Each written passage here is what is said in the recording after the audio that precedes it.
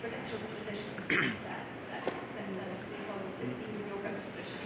So he's saying something about his charisma, also his wisdom.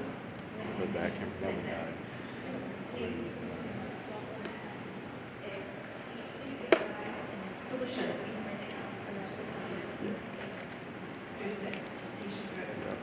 Sorry, next slide. So then I went to Kansas City from there. Took another 4 years, partly because of COVID, and city museums and archives. Also, was able to talk to two of his cousins and some elderly members of the Black community. There weren't any people who knew him as a young child in Kansas City, but I could talk to older members of the community who could tell me about what Kansas City was like in the 40s and 40s. Now the next slide. So archives, very often I wasn't actually finding direct evidence for his life because even he's family and also unfortunately not many records were kept that were not preserved, unfortunately. But sometimes it was like this one in the yearbook from graduated, but more often I was trying to understand the forces that affected his life. For instance, the highways that came in the 1950s, he was already in Switzerland, but he knew that his family was obliterated. His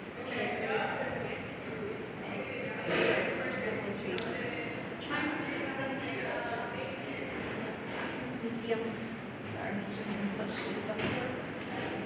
Next slide. And also the station, War Memorial, which is on a huge scale. And the steps there are a person. That's in such thunder, and until I actually saw it, really visualise it, and then I was standing there, imagining that his commanding soldiers had got with the soldiers, and really in his imagination, but then the team was able to see that they were carved into the side of the War Memorial. So it makes a difference to actually see places. Next slide. And sometimes one writer said to me before I went, sometimes what you don't see can tell a more powerful story than what you see. And so what you don't see, what you see here is some older houses that are still left from the sort of area they lived in. In the middle, you see where we pointed with the arrow, that bus is about to go underneath the highway intersection of where his house would be, until the 1950s. And then on the right, this is the site of his house. Marie was the model for Andrew was in such sweet thunder. And I wanted to see where her house was. Her house is no longer there, it's an empty lot. And all you see on the left of that photo is just a few hundred yards from another highway. So a lot of these places just no longer exist, and that was part of the reason people had such sweet thunder, so that people would know what they were like. And next slide, I think I'm almost at the end, hopefully. I've also visited Lincoln University a few years ago, 2023. These are some, and since then I've tried to understand his time at Lincoln, how it influenced him. These are some of the sources I used, and I'd like in particular to highlight that Mark Lanyon gave me the contacts for three older members of the older alumni from Lincoln, and I had the great privilege of talking to them.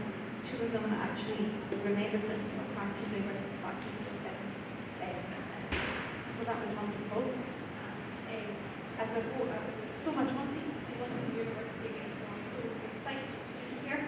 And last slide, just a few final thoughts. Like you keep yourself, two of his friends, I'd just like to point out that Bruce Brownkeeper, his friend who has come off there, but he said he was simply in tune, was what he said, is having accomplished Medine, and Bruce Brownkeeper was a musician and also a fellow writer, and I found it quite that he used the words in tune to describe his Carter, who grew up in Kansas City in the Jazz Age. Thank you for your attention.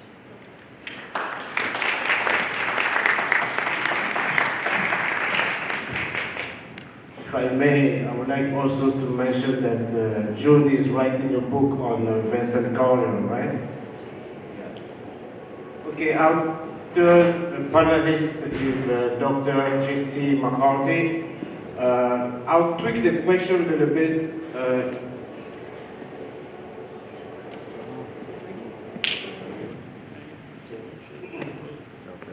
Just to answer the question, how did you discover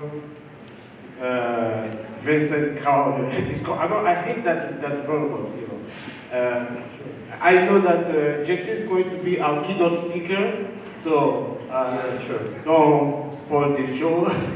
I'll try and be brief. If you can be very brief. I'll try and be brief, although I tend to go long as well.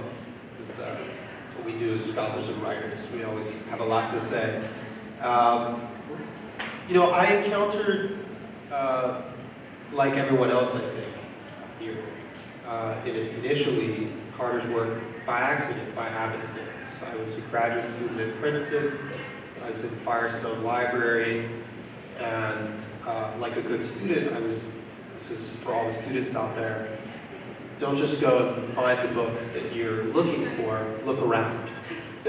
And so I was nosing around in the stacks, specifically in the area that held a lot of African American literature. I came across a book that looked extremely intriguing, opened it up, started reading, and just couldn't believe what I was reading.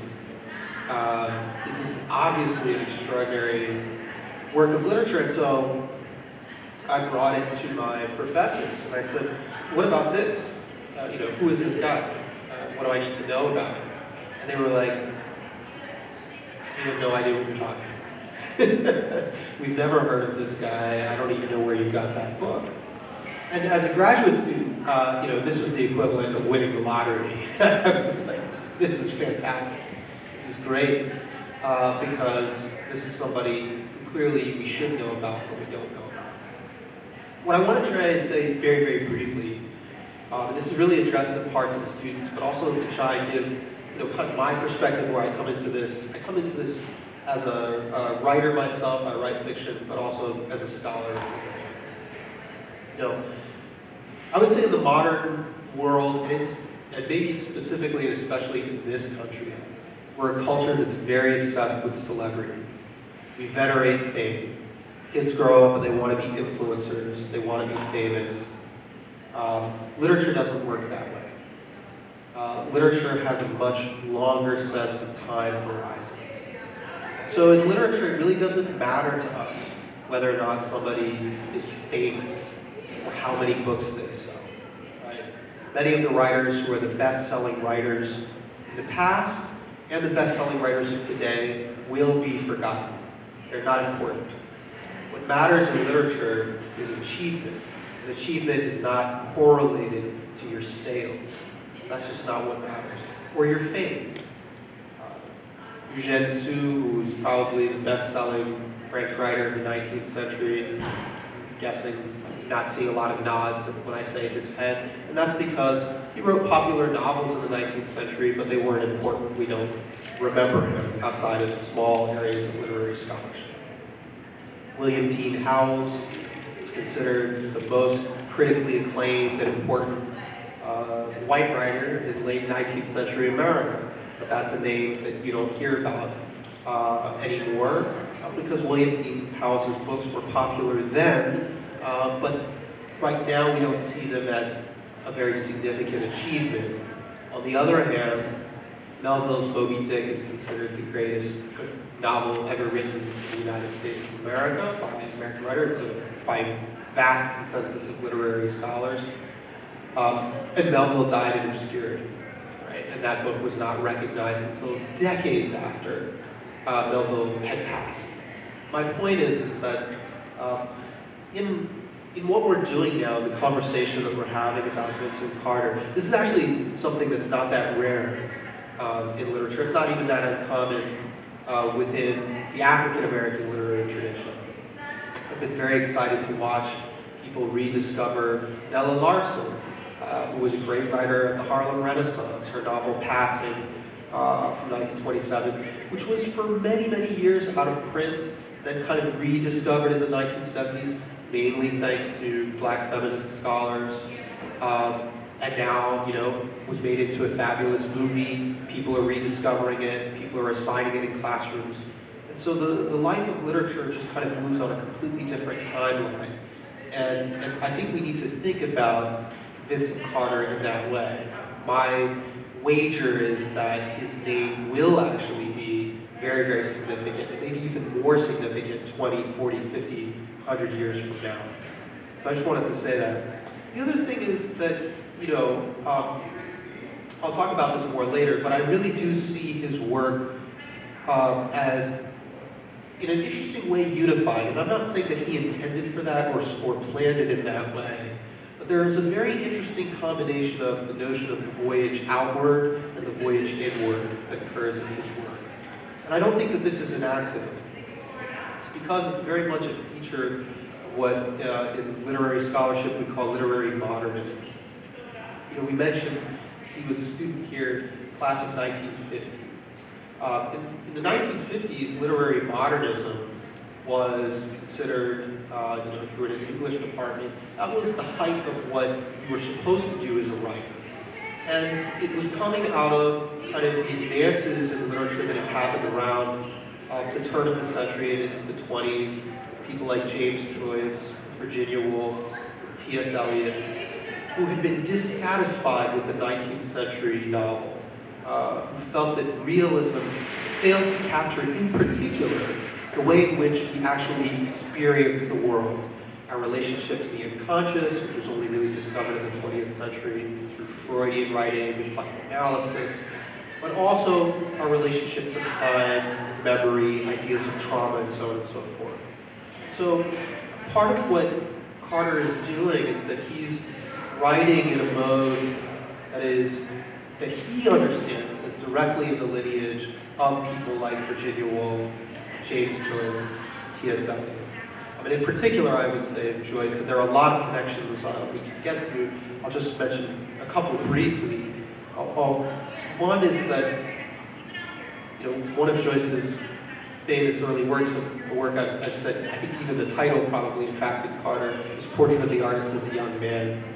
Portrait of the Artist is a novel that is about the growth of consciousness of a young man into a sense of himself as an artist/writer, but it follows the development of that consciousness where the writer writes as if he were a child. So the writing sort of mimics a childlike writing that gradually grows in awareness and sophistication throughout the book.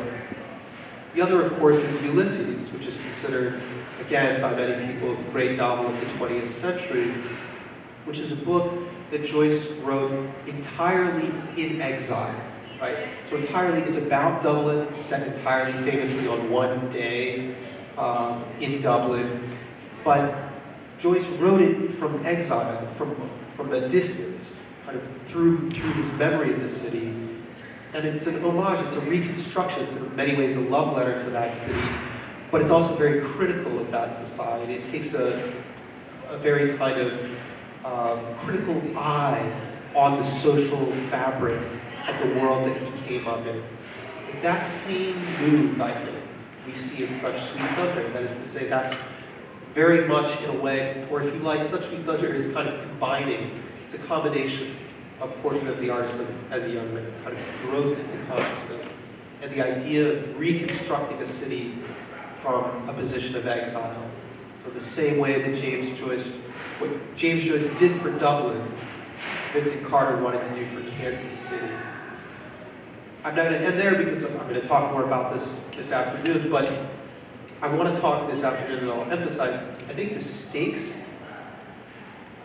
I love Joyce and I think Carter loved him as well, but the stakes of what Carter is doing in terms of preserving and archiving, is the word I would use, the memory of Black Kansas City, are really tremendous, especially in light of the destruction of that community, largely through urban development that happened in the post-war period, which is something that Carter was directly conscious of. In other words, it's part of his project, is kind of working against the destruction of his own community, preserving its existence and memory, which is an extraordinary achievement, but one that has a special significance in particular in the Black literary tradition and for the Black community. Thank you, thank you. I'm glad that you just mentioned South Street Thunder. Very interesting because just one person has the book in front of him, and there must be a reason for that. Chief, right? Yes. What's the reason? Okay. Well, I'm from Kansas City, and I'm the publisher of Such Sweet Thunder. And I also just wanted to quickly ask, is there anybody else here from Kansas City? No? All right. Because just picking up on what Jesse just said, having lived with this book for over 20 years now, and having also introduced it to civic leaders and business leaders in Kansas City, I know that there is no other place you can go to find out what Black life was like during that time. And it really does, preserve everyday experience. And at the beginning of today's conference, there was a reference made to the moment in American history where we are right now. And this conference was pulled together before we arrived at this moment, and the themes are race, identity, and social justice. And I know that there's a communication that has come from the White House to all colleges in the United States saying, all colleges in the United States, saying that all colleges have been teaching a toxic lie about there being systemic racism, or having been systemic racism in the United States, and that any references to ethnicity is going to cause schools to lose their funding. Now, the way that we would describe this kind of language is Orwellian, and the consequence is Kafkaesque. And those are two writers, literary writers, writing about the human experience in different parts of Europe at slightly different times. But my couple of comments, the areas in which I'm going to comment briefly today, have to do with being the publisher of the book, give you a little bit of the backstory, and a couple of thoughts about what literature does for us as human beings. I'm not a scholar, I'm not a critic, I'm not a biographer or a historian. And the way that I first found out about Vincent Carter was indirectly because of the Byrne book. My company, which was started in 1993, we published a novelist from Wisconsin who I've become friendly with, via mail or email, and started even before email. And he found the Byrne book in a used bookstore. And he said, hey, there's this guy from Kansas City who wrote this really interesting autobiographical book. You should go find it in a used bookstore. And I found it, and I read it, and even though it is, a dense, difficult book, I had been to Switzerland once before as a teenager, and I thought his observations about sort of Swiss nature and descriptions of Bern, which I had been to as a teenager, really, I found articulated thoughts I had had, or captured things that I had observed but not really thought deeply about. But I also found that when he was writing about the twisted ways that Americans approach art through the lens of race and the unique American experience of race, also articulated sort of thoughts I had had or explained things to me in a way. But the biggest thing for me was this introduction to the book by Herb Lotman, who was an expat American who left the United States for other reasons. He was a gay man, he was about the same age as Carter, who decided to live in Paris and was a biographer there. He wrote the introduction, and he said, Vincent wrote one of the greatest unpublished American novels. And it's all about his boyhood in Kansas City. And I thought, I'm a publisher, I'm from Kansas City, I gotta find this manuscript. And I reached out to Herb via fax. He was in Paris. He started reaching out through his network. I went back to Kansas City to visit my family. I went to the library, and I went to the Star, the newspaper there. I couldn't find anything. I thought we weren't going to find this manuscript or figure out what had happened to it or if it still existed. And a few months later, Herb said that he had remembered some Penn State professor who was now living in Greece, and he wrote to him, and that guy remembered Lisa Haas's name. And I had a colleague who was from Germany, and we were able to call, German-speaking Switzerland, the directory, get a phone number for Lisa Haas. We knew that she had taught yoga. And she calls and speaks to her, and she says, oh yes, the manuscript's under my bed, no one's looked at it for 30 years. And she sent it to me. We had never before published a book posthumously. It's the only book I've ever published posthumously. We've done reissues, not a first-time book. So there was no opportunity to edit it. We published the first hardcover edition exactly as the manuscript was, other than just typos, minor copy edits. And the reviews, and I went around to the review editors saying, this is an amazing American novel. This is extraordinary. And the advanced reviews were star reviews, and we also got reviews in the Boston Globe and the New York Times and several other prominent places. But there was one theme that occurred in a lot of the reviews. People said that the opening of the book is this dense thicket. And then if you get through that, 60 pages in or so, it sort of opens up. Now, that's because the narrator gets a little older and it's more linear and directly articulate, even though you still have this accumulation and unconscious dreams and all of that. When I had read the manuscript, that wasn't my experience of it. I had an infant and a toddler in the house, and I immediately understood, like on a deep, visceral level, what was being described, including when you go from Carter being a soldier to literally, at his mother's breast is sort of the first thing. And so I realized what was going on. And then, when I went back to the New York Times, after they ran a very favorable review by a Kansas City novelist named Whitney Terrell, I was meeting with the editor of the New York Times Book Review at the time, who had been the former literary editor of the New Yorker. And he said, we weren't even going to review that book. He said, my team and I started looking at it. We thought the opening was a mess. There was nothing there. And he said, then Whitney reached out to me. He had heard about it in Kansas City. He asked me if I'd let him review it. You were so enthusiastic about it when you were here. I said, sure. And so I ran his review. And that's what inspired doing a paperback edition that lopped off this beginning, where you have him in war and you have the stream conscious stuff. I did that with such a heavy, heavy heart.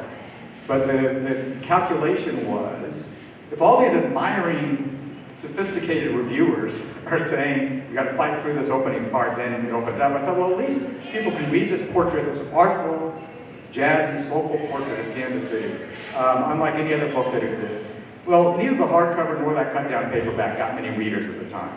So this book that just came out this month is the first paperback edition that's the full text again. So one other thing I want to say about what books do for us, now that you have that backstory of publishing this book, is, there's a lot of research, a lot of talk about how real literature enhances empathy, resilience, and this is because it helps us understand that human beings psychologically have been the same in sort of all places at all times, but also you learn about different times and different places and how people have responded, including Orwell and Kafka under fascism and other absurd things going on during that time. And so one of the things that I became aware of early in publishing, I was a complete neophyte when I started, is I was in a conversation about book covers. And somebody said, when it comes to novels, people like to read books that reflect themselves. So put something on the cover that sort of reaches the core audience. And I thought, well, you know what? That's not true for me. Some of my favorite writers are women, some of my favorite writers are 19th century Russians, some of my favorite writers are Nigerian or Irish or English or Australian or Israeli. But in the following years as a publisher, I thought more and more and more about what does attract us to certain books and what does attract us to certain writers. And one of the things that's clear is anybody who's a great writer, a smart writer, teaches us things that we can be engaged and find it interesting.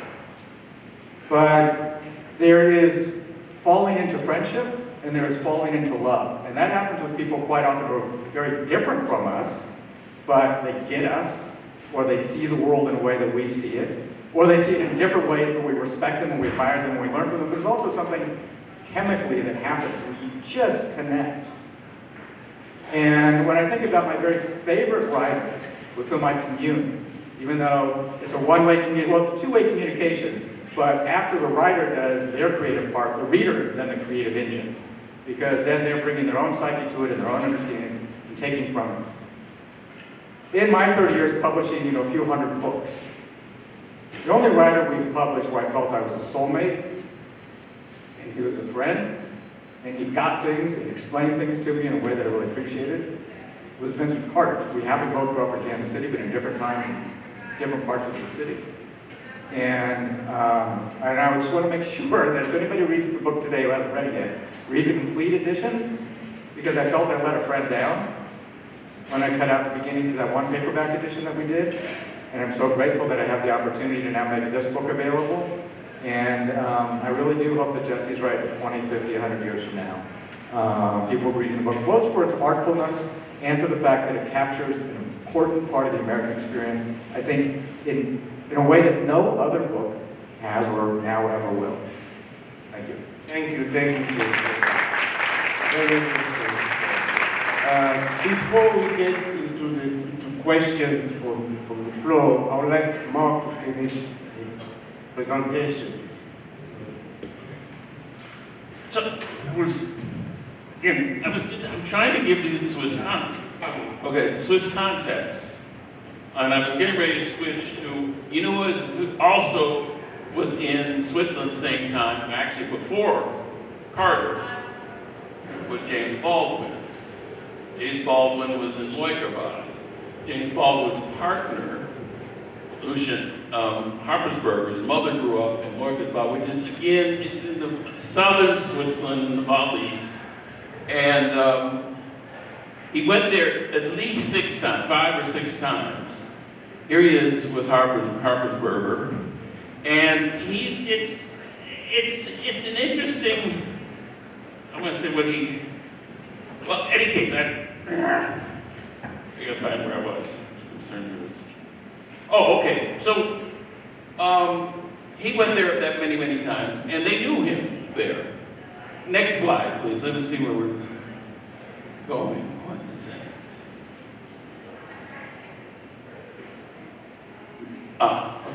Okay, good. So, a story, and this happened to all of us. And I've actually got a direct quote from Carter. He's arriving in Bern. It's 1953. Suddenly, I heard a terrible sound broke out in cold sweat, which was followed by a violent churning in the pit of my stomach. I heard the word nega. Nega. You know what you hear when you hear nega? If you're a black man, back then, you know what he heard. Baldwin describes the same thing. He arrived in Leukerbad, and what did he hear? And he froze. He didn't know what to do. Neither one of them, and when it happened to me and my brother, we froze.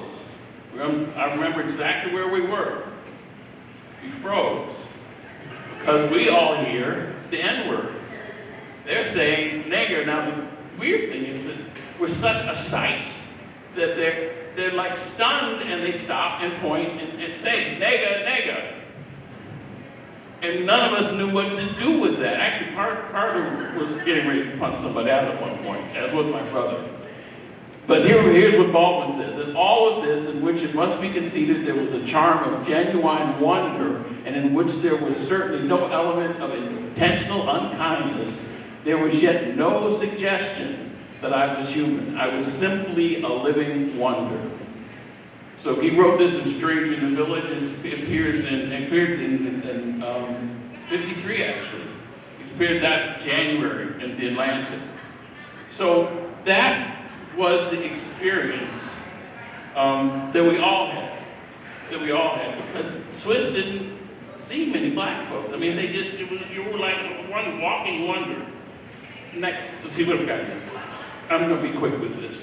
Oh, that's train station. So that's what happened to him when he arrived in there. Next one, please. Next one, please. Okay. This is my father. So my dad was actually there. He first went to Bern in 1958, so just 5 years, less than 5 years after Carter, and he went again in 1959. And he went again in 1962, except in 62 he took the entire family. So the other 2 times he was going to conferences. He was a nuclear chemist. He worked in the atomic bomb, and after the war he worked on analyzing meteorites, and was, needless to say, well known in his field. And that's how he ended up in Switzerland. And so, next please. And this, you know who that is? That's Edward Berry and Whitney Young. So the Urban League. Dad worked with both of them. I actually knew Whitney. And Dad was an activist. My parents were activists. So I'm at home, someone calls, may I speak to your mother? I say, sorry, mother's at a meeting.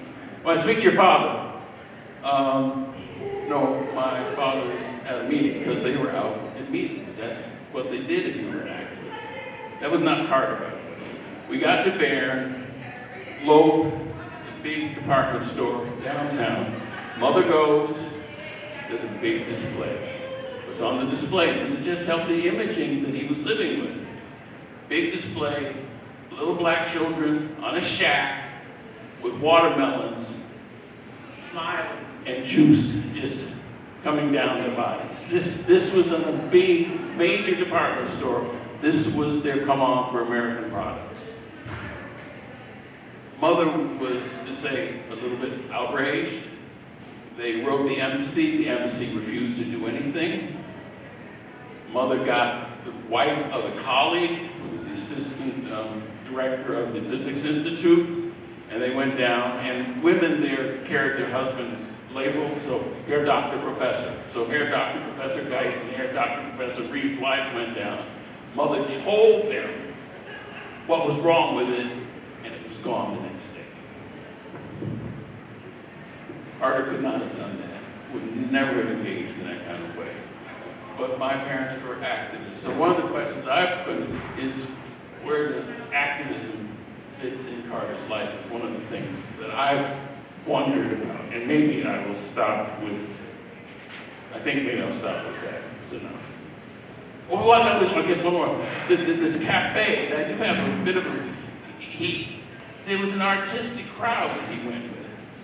And I think he learned how to deflect, or they learned not to ask him, because it just was not part of his worldview. It was not part of his understanding. So as soon as we start shifting in, what do we do vis-a-vis social action in Carter? It's an interesting question, because the impact, when they did the play, they actually held up activism. So do you know they did a play? They made a play out of the book. It's entering its third year now. It's called the Barron book, the Barron book, My City and I, and Me. And it's entering the third year, and it's been playing sold out in Barron. And they actually took it and modernized it, and they actually hold up issues of social justice. I'm not sure Carter would be comfortable with that, but it's a great play. That's good, thank you. Thank you, Mark. Before I ask questions, I get questions from the floor, I would just like to say something. Thank you to all of you, and especially I would like to say this to the students. Do not hesitate to get out of your comfort zone, because that's what we see here. Wandering in a foreign city and discovering a treasure. Or being a student, showing to your teacher a book your teacher has never read. Tell him that, I'm interested in this book, I want to work on it. Or everybody telling you that, no, remove this from your text. But if you feel strongly about it, because you know why, please go for it. Okay? And keep in mind always what is happening around you. It is somewhere, you have to know what's going on. 20 years from now, you should be able to write what was going on the wall. So thank you very much for those lessons. And now, questions from the floor.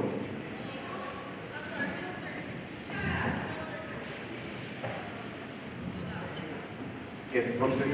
We have a microphone.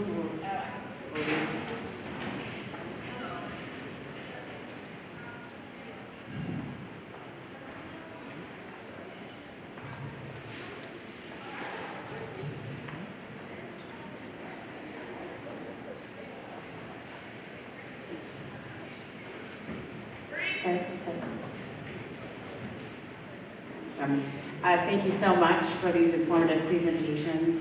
I was wondering if you could talk a little bit about whether he maintained relationships with authors or artists in the United States while he was in Bern.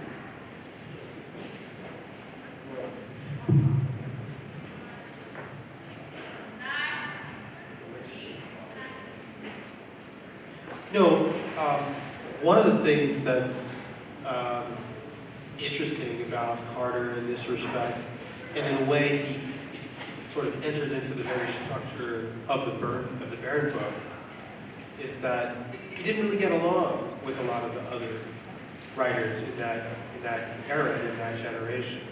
There were African American writers in Europe when he went over there. Richard Wright had been there for a few years. Baldwin was there. Chester Himes. I mean, there were a number of people.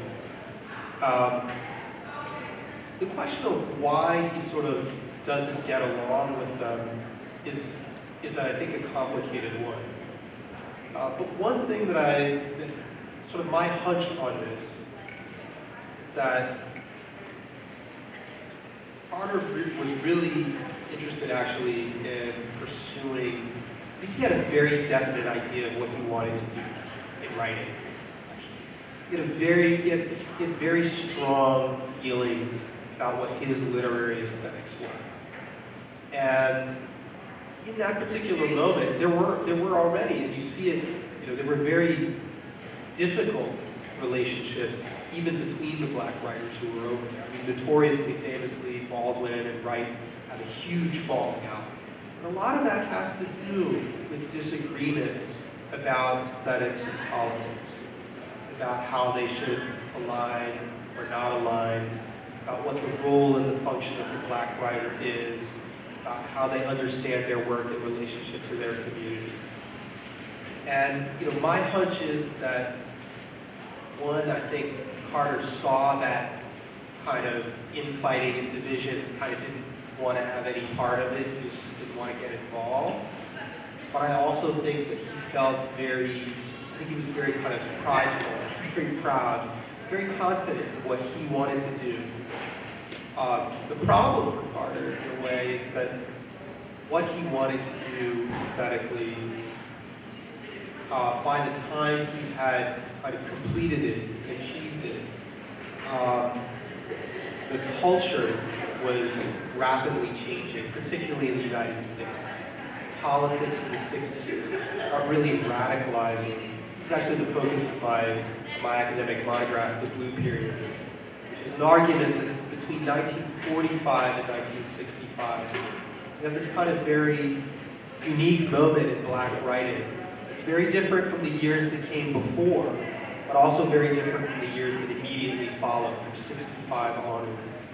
I'll get into that a little bit in the keynote, but I mean, there are a number of very dramatic events: the assassination of Malcolm X, the rise of Black Power, the Black Arts movement, things like this. And Bern book doesn't show up in bookstores until 1973, which is sort of the worst time a book like that could have arrived on the market. And so, I think that rejection hurt him, right? So he wasn't interested then. Again, he sort of felt rejected, and so he was not interested, I think, in reaching out to his contemporaries. So he's a very isolated figure in the end. Somewhat perhaps tragically, in the sense that it's almost a case of kind of bad timing or mistiming. But one of my suggestions is that I think we're actually in a moment where the relationship between these things is shifting again. And that might be part of the reason why this is now the time when his work can find a hearing. He had to make a choice. Chester Himes arrived exactly 1 month. Even Chester Himes, Cotton Comes to Harlem, exactly a month before Carter, and he knew where everybody was. They only held out in 2 or 3 places in Paris, and they all knew where it was. And all he had to do was ask, and if he had asked around, he would have found it in 10 seconds. He didn't, and he went back to Paris later, after he'd been in Bern for about a year, and again, did not seek them out. this was a choice. You really think that it's politics and studies? It's politics? I don't know why he didn't, but it was a choice. It had to be. I'd like to say a couple things about that too, because I discussed this a little bit with Lisa Haas, who I've visited in Bern a couple of times. And she talked about some black writers who sought him out. His unpublished novel was well known. I mean, Ellen Wright, Richard Wright's widow, had read it and commented on it. We had a quote on the original book. And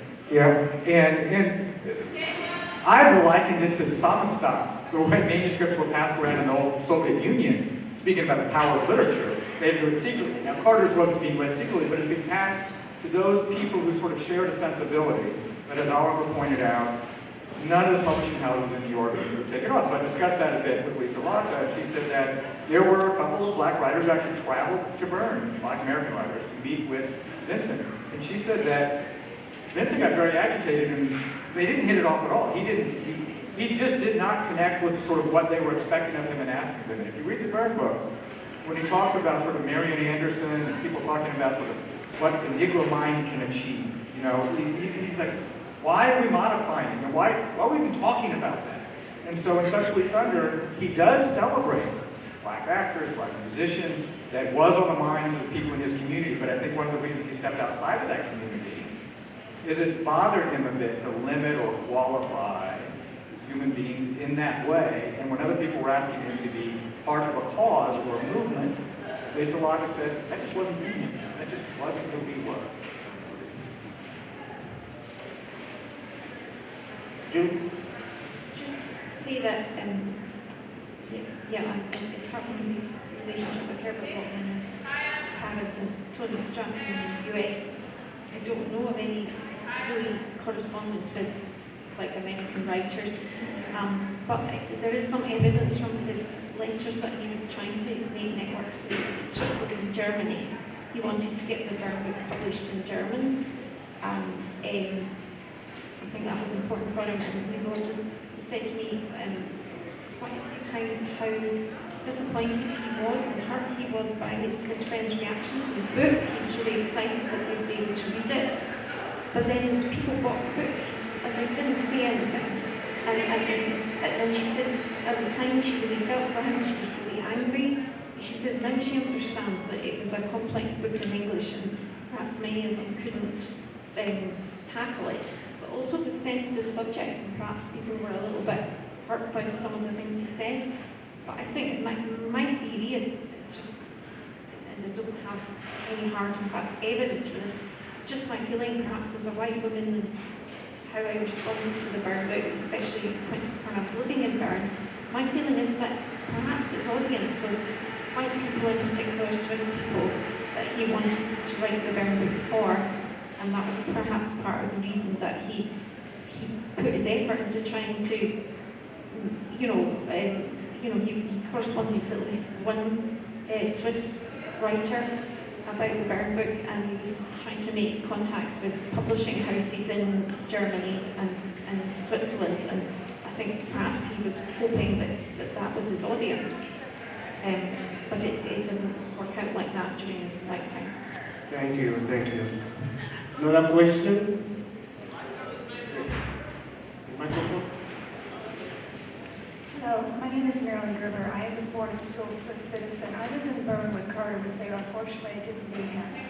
However, I want you to know that absolutely, when he landed in D-Day, my father was there because he managed all the equipment and what Carter was done. So it's interesting to find that out today. But I'd like to offer to you that, let people know here, that Switzerland is a neutral country, and we're committed to taking 1/3 of populations that have been affected by war, and also by race. So during the Russian Revolution, when the Yugoslavs were liberated, we took them in. During the Sri Lanka, we took them in.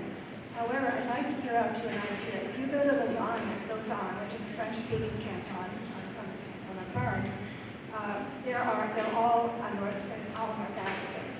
And I bet you there's tons of talent there that no one has discovered. So you can take Carter and you go up presently in Switzerland and have looked out. There is racism in Switzerland. We are French, German, and Italian cultures. And the Germans look down on the Italians as baseballs, but we bring in the Olympic medals, and they look at the Swiss as a man of fools, but we bring in the Swatch and all the technology. So Zurich and Basel is money, and we'll take anybody's money, wash it, launder it, throw it out, and it's clean. So we have to look, I want to go back to the issue, it's not all racism, but to bring up, there's also a famous black Swiss that was just presented her book, who made a movie in Switzerland that was sponsored by the Swiss Council in DC. She could make a movie on Carter. And we have more money than God in Switzerland, so let's go for it. What year? What? Well, I'm not sure. The consulate from New York will know. She could speak to it. 2 years old. I went down uniquely. I drove down there to meet her and to give her my car. That's the Swiss diversity, right? If you go to Switzerland now, it is very diverse, It is. especially in the large cities. It's like walking around Toronto. Yes.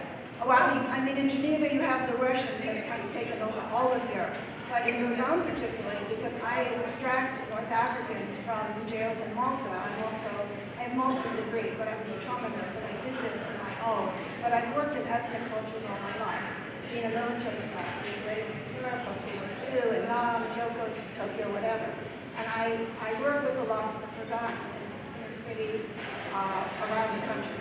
So, but I'd like to throw out the idea of I have written and published, I'm a brainiac, that look at what's going on in Lausanne with the North Africans and see that and maybe compare that to Carter and what he went through in Burma. It was very good. But I mean, one of the issues currently is police brutality. Yes, So you have black folks that have been murdered by the police yes. in Switzerland in the last 10 years, which wasn't happening. They thought you're interesting, but there was no way that he ran up against current Africans. No, and then when the Yugoslav war, they brought in the very people there, and that created more problems. We're a small country, but it would be interesting to look at the blacks in Lausanne and in Switzerland. Thank you. What comparisons? Thank you for the comment. We're going to take one more question from a student. It was great. I think that it was a great discourse about blacks in Switzerland. Like a couple months ago, we had what was that guy? We had like a professor, Dr. Gardner brought him in from Spain, talking about racism in Spain. I think it was a very powerful discourse, and I think everybody should exchange contacts. This is great. I think we could start talking about blacks in Switzerland here at Lincoln. It's fantastic. My question is, I guess similar to Harper Lee and Go Kill a Mockingbird, Go Set a Watchman, is there any other works of Vincent Carter that's out there floating, or any other maybe minor writings? I don't know if he wrote any journals while he was a professor out there, or newspaper articles. Is there any other readings? I feel like these two books are just scratching the surface. Or if there's There are two things in German. okay, They both appeared in Annabelle. It's a women's magazine journal in Switzerland. One is the first story he had published. It's about an interracial couple. And the second one is an interview with him about women's rights. And they are to access, but they do exist. And they're short pieces, and they're easy to read if you can read them. I only know Ich bin ein Berliner. That's it. That means We can translate that in Quickly to say there are also two unpublished novels now in the Swiss archives that were in Lisa Waterhouse's possession. And then, I guess I have another question. For his estate, when Miss Hans, I guess, eventually passed away, she's 91, where's the estate? Was that Swiss archives? I mean, will it have access to research it? She has already donated to the Swiss National Library, its literary estate, and the images that are hanging in the library here, the Langston Hughes Library, the framed ones on the wall, were copies that were made by the library there and sent to Lincoln before they'd even had a chance to archive his material, because she just donated it this year. That's where it's all going. Actually, if you give me email, I've translated the one story Okay, in English. I have a question. If a student from Lincoln wants to pursue research on Vincent Carter, what's the first step? Where to start? Email one of you? I would say the first step is to email somebody sitting up here. Okay. We can provide that contact information, or you can find it online.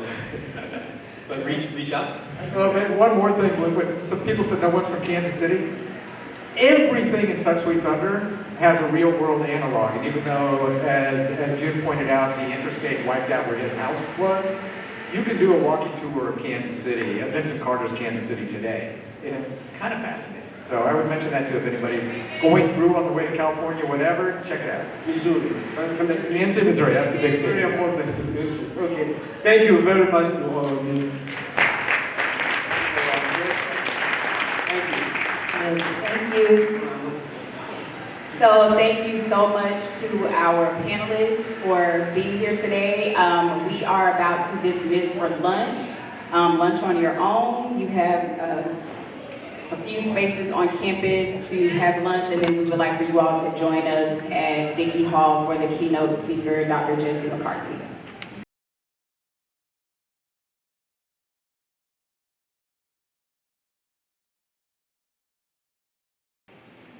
The other person I need to thank is Chip Fleischer.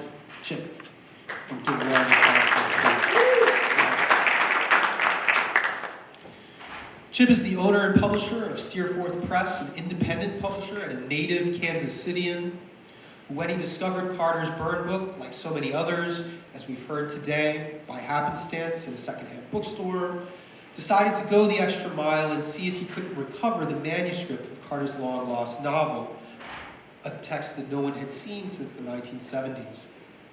Through a bit of luck, some good detective work, and a great deal of time, labor, and persistence, Chip was able to track down the third person I would like to acknowledge this evening, even though she can't be with us, and that is Lieselot Haas. You can give it a round of applause to her introduction.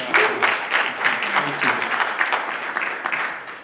you. Lieselot was Vincent Carter's longtime companion and partner, still alive, God bless her, and was still living in Bern when Chip tracked her down in the summer of 2001. She had faithfully kept Vincent Carter's 805-page manuscript and was able to deliver it to the U.S., where it was published under Steerforth Press in 2003. I want to emphasize this for the students out there because I think this is a really important point. We tend to have a myth that we indulge in of the writer as a kind of romantic individual. They're just a kind of heroic figure who goes out and does it all by themselves. And I stand here as a scholar of literature to tell you this is just a myth. This is in fact not true. It's not how it works. It is never so. Literature, like everything else, is a social act that involves and intertwines many lives together.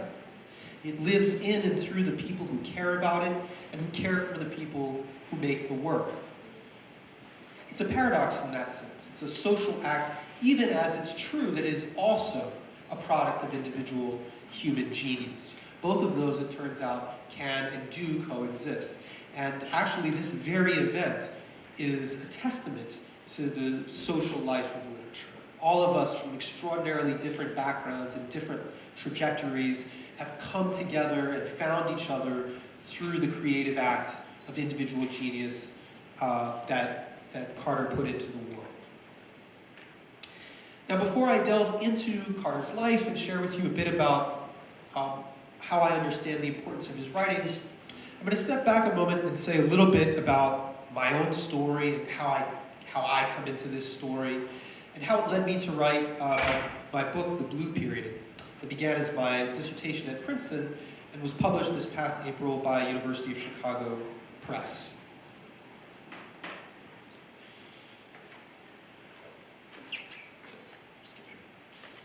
I first encountered Carter's books over 10 years ago. I was in Firestone Library, the main research library at Princeton University, where I was then studying as a graduate student, beginning to prepare work on a dissertation I planned to write about African American literature and its evolution over the course of the 20th century. Now, I'll be honest, while I was a graduate student, I was pretty busy. I was doing a lot of writing on the side for magazines, literary essays, culture essays, writing about politics, music, and film. And many of those works are gathered in my essay collection, Who Will Pay Reparations on My Soul, which is a quote and an allusion to famous near alum, I will say, of Lincoln University, Gil Scott-Heron.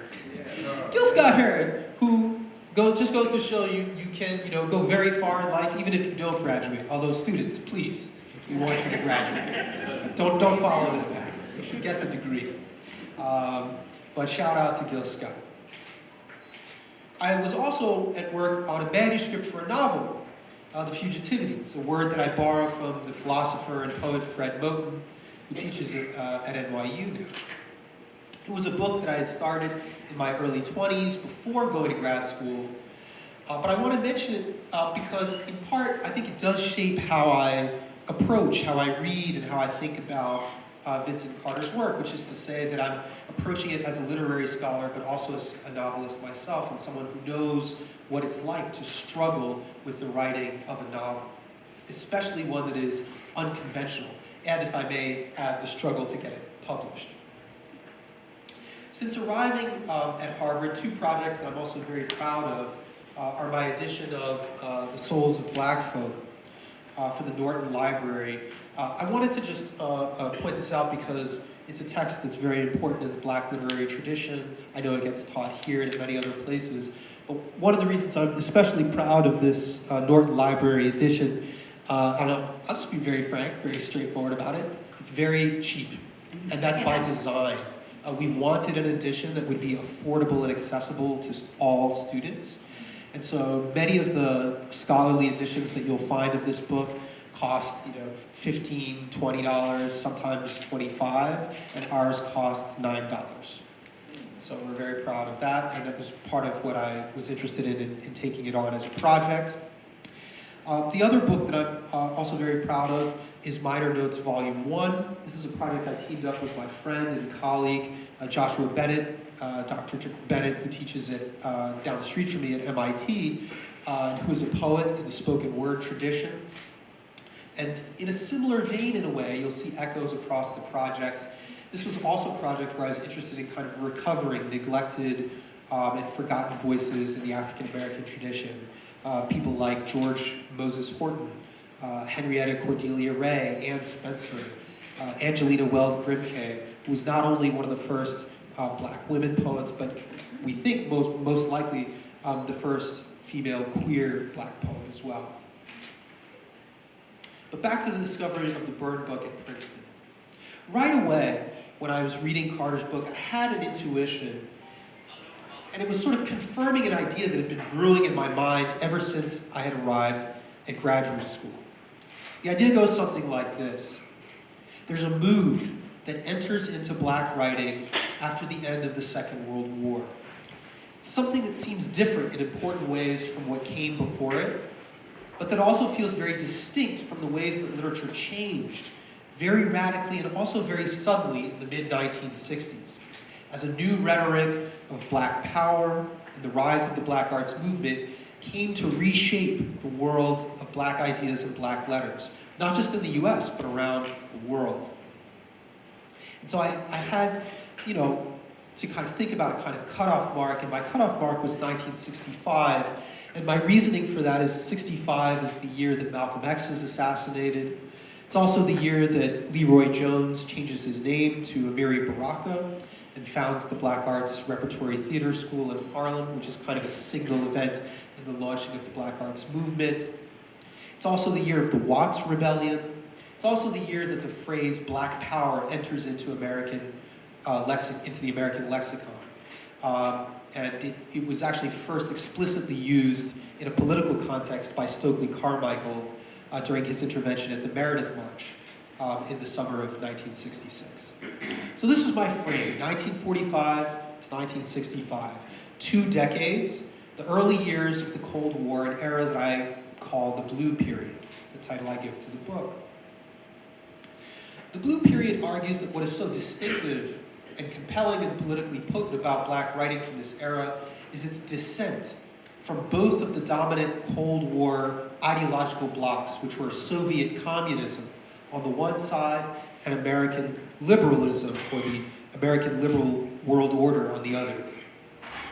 And basically what I argue is that black literature in this context proposes a kind of radical refusal, by, in one sense, refusing to choose sides, right? It's sort of asserting a dissonant dissatisfaction, saying we're not actually, none of the things that you have on offer actually solve our issues.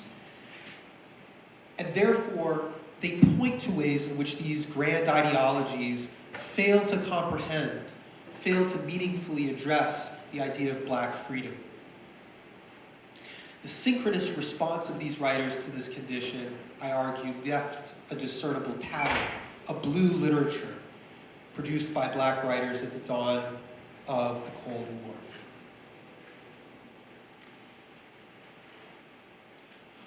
There's the great cover. I don't know if we've seen a couple of shots of this very captivating cover, and we saw them earlier, but for anyone who was not at the conference earlier, this is the book that has captivated so many people and led them into a discovery of Carter's work, and I think you can see why it intrigues and pulls one in. In his 1996 essay, Blue and Green, Black Interiority, the poet and scholar Nathaniel Mackey argues that Miles Davis's music in the 1950s, the records, especially of course Kind of Blue, which is kind of the emblematic record of this period, Mackey argues are distinctive because his aesthetic introduces and makes room for thought within the musical phrasing itself. Mackey writes, I quote, "Just as a certain withholding we hear in Billie Holiday's voice heightens by way of contrast the emotional extremity her lyrics announce, Miles's less is more approach appears to make deliberative thought audible, palpable. Deliberate thought itself, not simply the decisions at which it has arrived." Miles Davis himself called it, quote, "a round sound with no attitude in it." This idea of a thinking sound, the attitude of the Miles who famously turned his back on his audience when he played, a feeling that is isolated, estranged, cool without, but fiery within. This blueness of Miles's sound is what I have in mind when I call this the blue period in our literature. Right? So I'm not talking literally about the color blue. I'm interested in this affective blue, in a certain kind of stance towards the world, an attitude that I think informs a certain kind of political attitude, but also a lot of other things, including certain kinds of aesthetic responses. That coolness of outward form, holding its fire in reserve, was what I sensed as I read through the extraordinary pages of Carter's Burn book. A journey that was outward into the heart of Europe, to Switzerland, but that's simultaneously also a journey inward. Now there's a kind of metaphor I think that's happening there, of going outward in a sense geographically, but actually simultaneously inward psychologically and mentally, intentionally.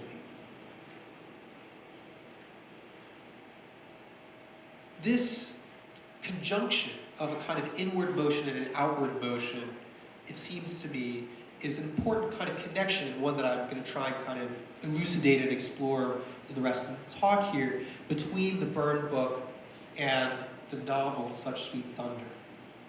But to get into the novel, it's important to get a sense a little bit of who Vincent Carter was. Carter was born in Kansas City, Missouri in 1924, and his early life is still somewhat relatively unknown to us, although we do have this wonderful, I'm sorry this got cut off a little bit at the bottom, but this is a picture of him and his mother, Eola, which I quite love. And much of what we know about his early life, we actually in some ways have to infer from the fiction, which is an interesting kind of position to be in. But Such Sweet Thunder itself gives us this extraordinary luminous portrait of a black childhood in Jazz Age and Depression era Kansas City. That's very colorful and turbulent, and that was historically these things. That is to say, this was a very interesting time in the life of the city. It was a time when the city was notoriously run by the political boss Tom Pendergast, a Democrat, who helped make it known throughout the country as the Paris of the Plains. It's a moment when Kansas City is kind of thought of as a kind of equivalent to Paris, but sort of the American one. Carter grew up in a subsection of the 18th and Vine district in the heart of downtown Kansas City. Like so many other vibrant black neighborhoods, alas, this neighborhood, which we have a slightly hazy, it's hard to find very good photos of what it looked like, although you can see the old cars there. This is the intersection of 18th Street and Troost. Alas, a lot of, speaking of Jazz Age, I thought I should mention some of the jazz artists. One of the famous Kansas City bands was Benny Moten's Kansas City Orchestra, who were sort of inundating the city with their sound, a sound that they were also innovating at this time, which is very important to think of as well. But very tragically, this neighborhood is a neighborhood that will disappear. When we try and reconstruct that neighborhood, it's one of the best ways I found to do it in a kind of technical way is to look at those Sanborn fire insurance maps, because people care a lot about insurance, and so they were very specific in documenting the urban landscape. And what you're seeing here is the intersection of Independence Avenue and Tracy Avenue, which is, to the best of my ability, more or less, again, this is partly reconstructed from the novel, roughly the blocks where Carter's family lived and where he grew up. You can see in pink here, this was the Kane Memorial AME Church, and there's, in parentheses, Negro. Anything that was pink is sort of coded as black or Negro on here, and you can see there's a fair amount of those buildings. And this is a shot of the same area. You can see Independence Avenue and Tracy Avenue there.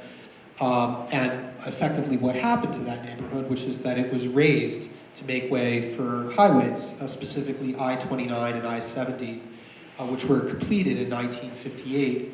And so in other words, this is happening after Carter has gone to Switzerland. So he sort of leaves home, and while he's away, his home is effectively destroyed, right? Not just his home, but his entire neighborhood, the community that he grew up in, which gives a kind of poignance to the famous phrase, again, from American literature of, you can't go home again. I mean, for him, it was kind of a very literal realization that he would not be able to go home again. Like their fictional counterparts in the novel, Carter's parents were poor working class. His father was a building maintenance man. He worked later as a bellhop in a hotel. His mother, like Viola in the novel, was a laundress. Carter gets drafted into the U.S. Army in 1941.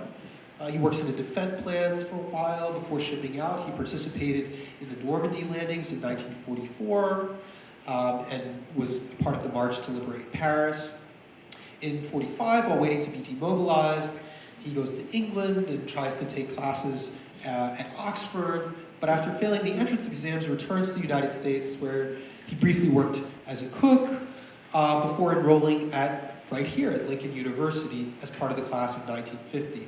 And he quickly stood out as an aspiring literary talent, majoring in English and joining a number of clubs, and of course is memorialized, as we heard earlier. Your local journalists, your student journalists are doing a good job when they scoop the keynote speaker, and I was scooped here, so because we already heard this earlier. But we got these wonderful senses of what Carter was like here as a student, immortalized in the yearbook. And it's quite interesting that you can tell from what people are saying that he really is already kind of self-consciously fashioning himself as a writer. And this is something that's interesting to think about for somebody who's coming from a very poor and working class background, right? And it's a real testament in a way to Lincoln University as a place that provided him right? With the community, with the education, with the freedom, and one might even say with the safety, to be able to kind of inhabit that identity for himself. Diplomat and Howard University professor Horace Dawson, a Lincoln class of '49 graduate, when asked about Vincent at Lincoln in those days, said, quote, "Vincent very much wanted to be, and in fact thought of himself as, a writer. He loved the academic intellectual environment, the give and take involved in conversation, especially argument. He wanted to be seen as a scholar in his own right, and did indeed think of himself as a serious intellectual, a person apart from Lincoln's rabble. He wore tweed jackets, some with patches on his sleeves, and he was forever smoking a pipe with a crooked stem." We think Carter likely took courses with Roscoe Lee Brown, graduate of 1946, who would return to teach English, French, and comparative literature as a charismatic, worldly postgraduate and a talented athlete before embarking on his celebrated acting career in theater, film, and television. And after graduating, Carter moved to Detroit, where he worked and also took classes at Wayne State University. Then, with a combination of savings and support from his parents, Carter leaves for Europe in 1953. And part of what's interesting, I was discussing this earlier with Mark, is that it's clear from the Byrne book that, you know, his encounters in Paris and Amsterdam, initially in Europe, with other African-American writers are kind of, they just don't go well. He doesn't get along well with others, and he keeps kind of moving further out, and of course famously ending up in Bern in Switzerland, the capital of Switzerland, where effectively he'll kind of remain for the rest of his life in a kind of self-imposed exile. The Byrne book eventually will get published in 1970 through the efforts of another American expatriate, Herbert Lotman, who kind of became Carter's conduit to the literary world. And you know, we know from Lotman's notes and from their correspondence that Carter is working on what will become Such Sweet Thunder, and at the time the working title is The Primary Colors, as early as 1958 and into the early 60s. And the manuscript does get sort of shopped around. Notably, Ellen Wright, who's Richard Wright's widow, shows enthusiasm, but publishers are not interested. And this is kind of also part of the argument of my academic book, The Blue Period, which is that, you know, because the discourse had changed so much after 1965, Carter really missed the window, in a way, for his book to be received. And so when the the Byrne book lands, there's just not really an audience for it. And so it's in some ways not so surprising that it sort of failed to connect. Thankfully, however, Carter's legacy no longer rests solely on the Byrne memoir, extraordinary as it is, but also on the novel Rescued from Oblivion by Fleischer and published in 2003 under the title Such Sweet Thunder, which we should note is a tribute to its jazz-soaked pages and an allusion, a fitting nod to Duke Ellington, and it's really Duke Ellington's Shakespearean Suite. And so it really braids together two of Carter's artistic heroes, Duke Ellington and Shakespeare. One of the reasons why I think it's such a wonderful title and a fitting one that he would have, I think, really loved and appreciated. It's true that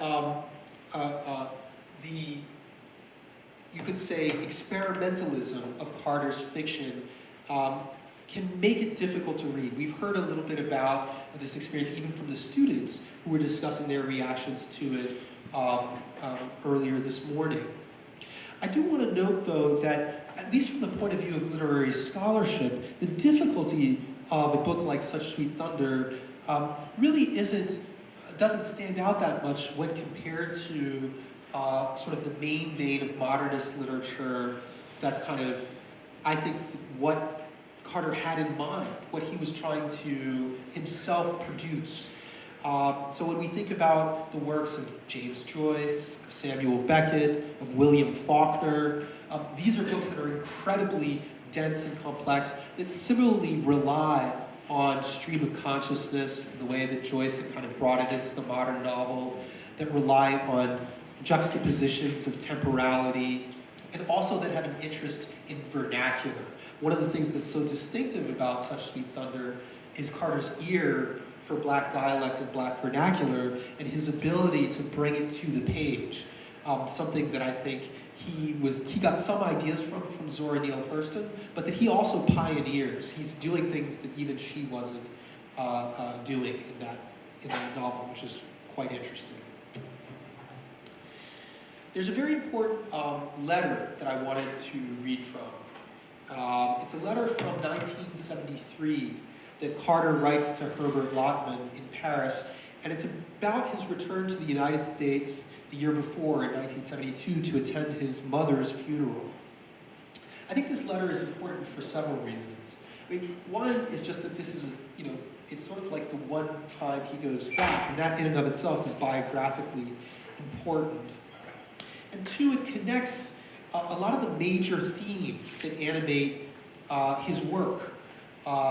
Family, jazz, the urban fabric of Kansas City, but also elegy, mourning his family members, which is connected to mourning the passing of a community and the world that they made, which has been physically destroyed, erased by the Cold War urban planning projects of the 1950s, the rise of the highway system through the Eisenhower Act of 1954, and what those highways also facilitated, which was white flight to the suburbs, which further eroded and destroyed the inner city communities of Kansas City and disproportionately affected the Black communities that lived there. So I'm just going to read from this letter. So this is the letter. My father died like that, unobtrusively, about 5 years ago. My mother didn't want me to know about his illness because she didn't want me to worry, so he died before I could get there. She would have gone the same way had friends not sent word. She died last year, facing south, naked as a baby with her eyes wide open, as though she were gazing upon some distant horizon. And I think she was.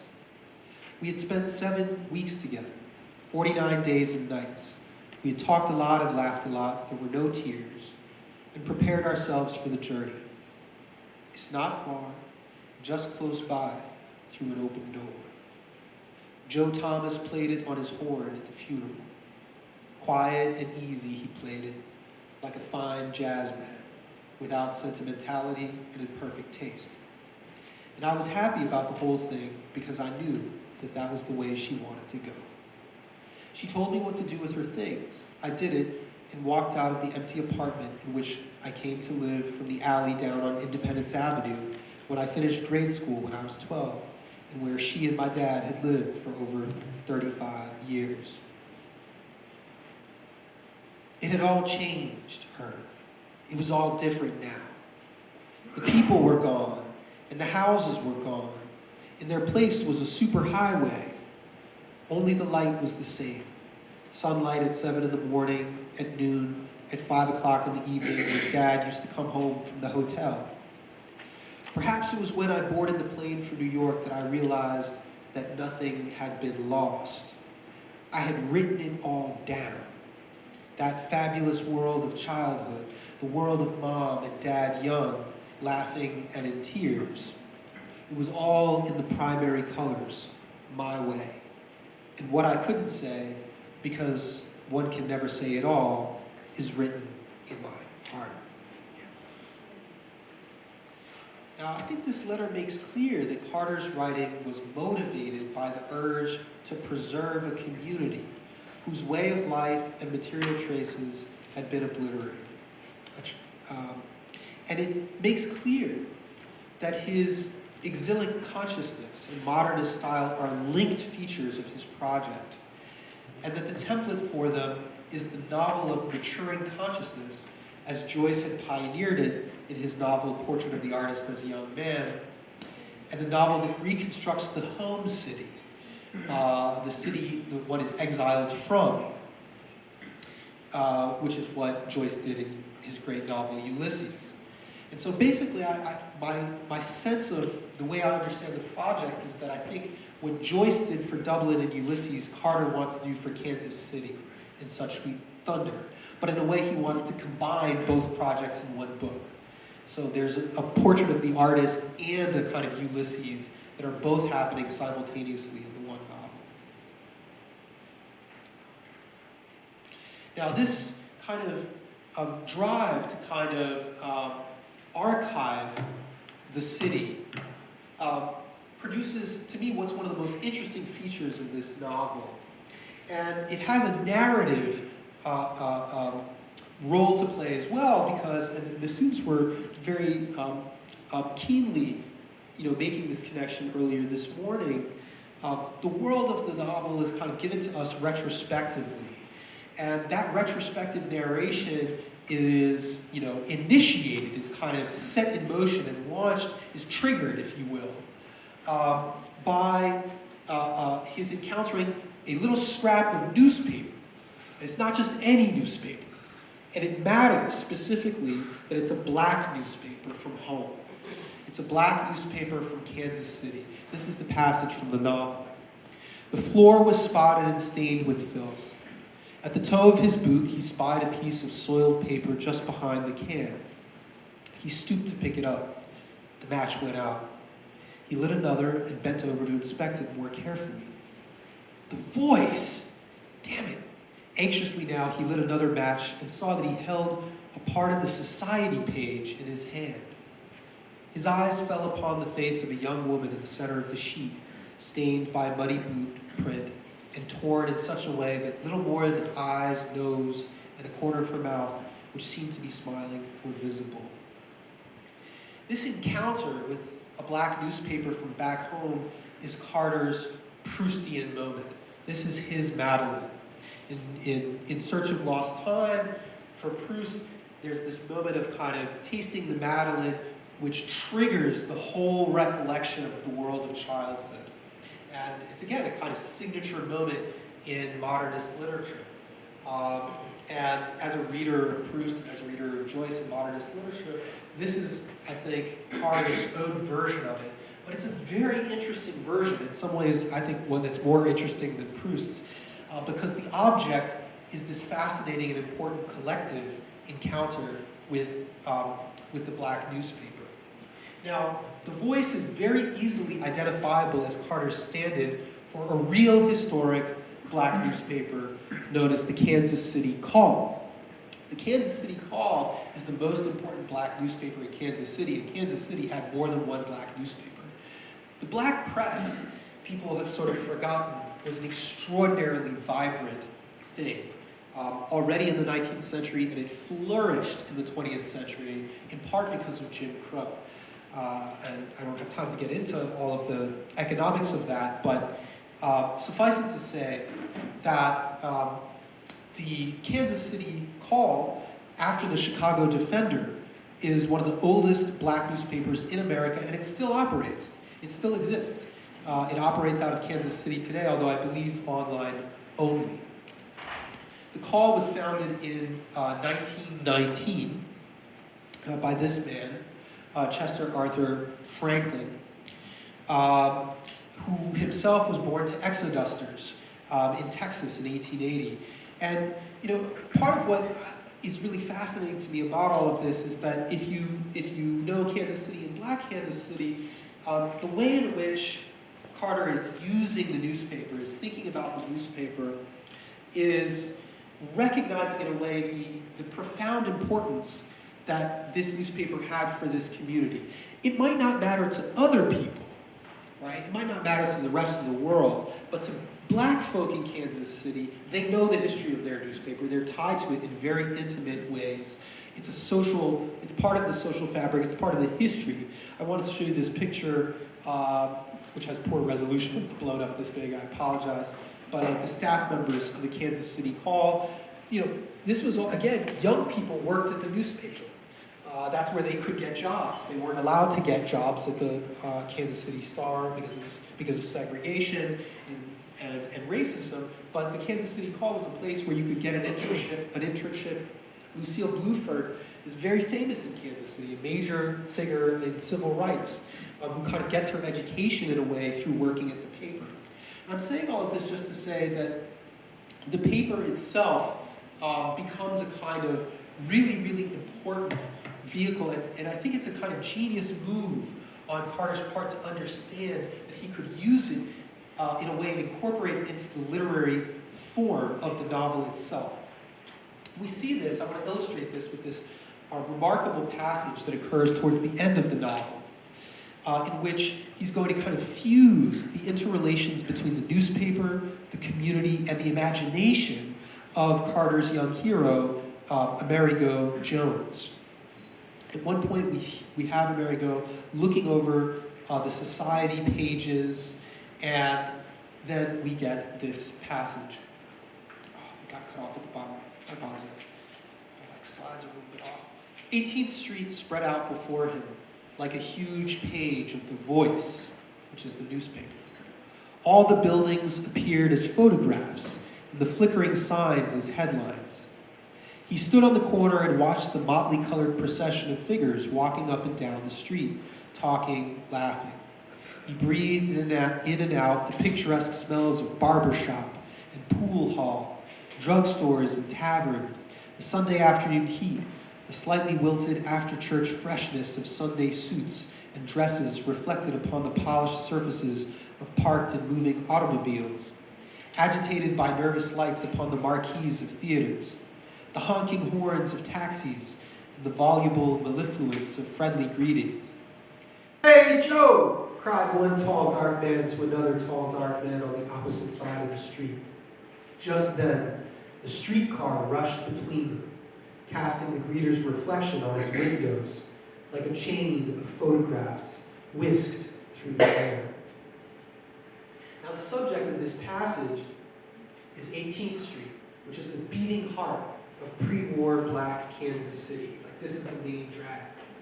But it's also, of course, the consciousness at the center of this novel and of its hero, Amerigo, who we are watching come into an awareness of the means of production and the new meanings that are made possible when you actually have agency in how the world reflects you back, right? So he's coming into a consciousness, not here just kind of impressionistically of the world around him, but specifically of what it means to own the means of production, right? To have a newspaper that shows your community back to you and the difference that that makes.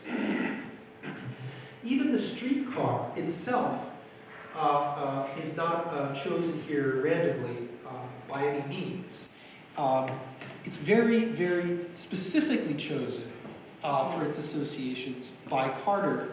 And that's partly because Kansas City's streetcar system was notable for having not been segregated.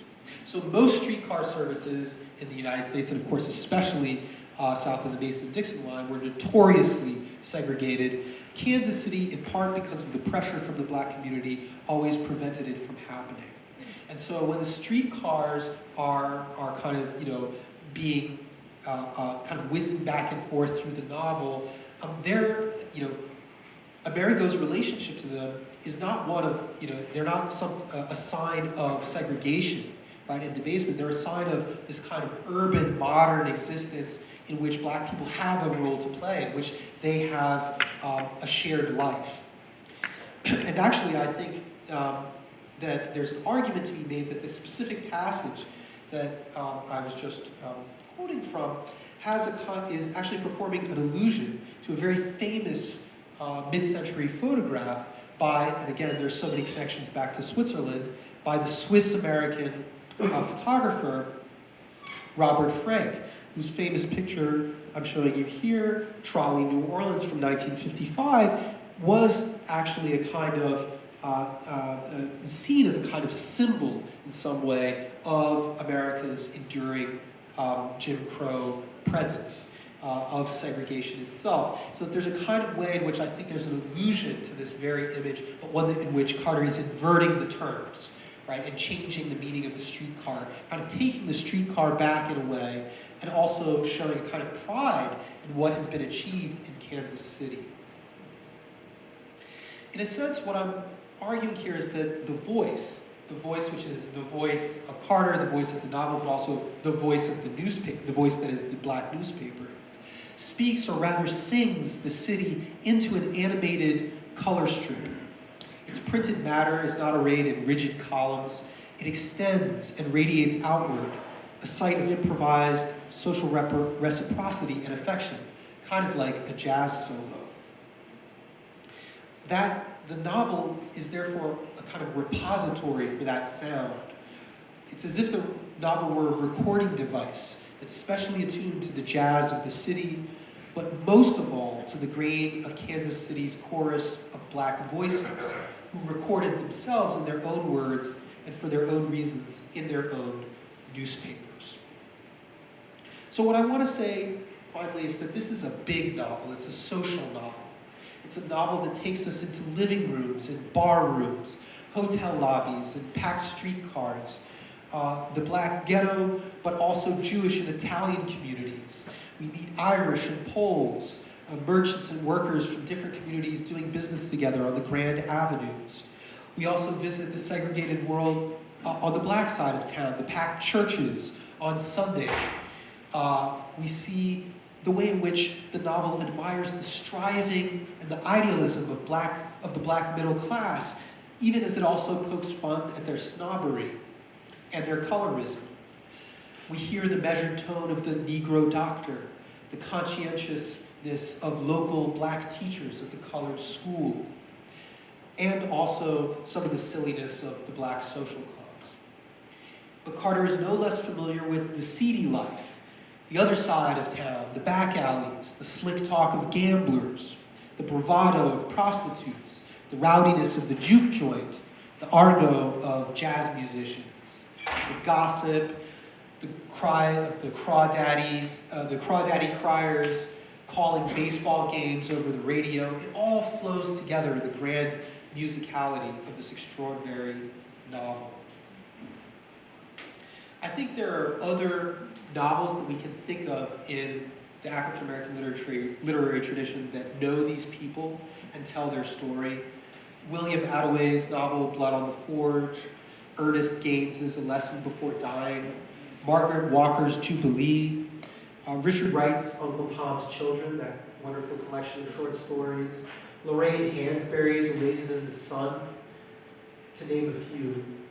But to my mind, none captures quite so aptly the note of gallant hopefulness, the tender vivacity, the sarcasm, the cunning that the generation that Carter's kind of giving homage to possesses in such abundance in such sweet thunder.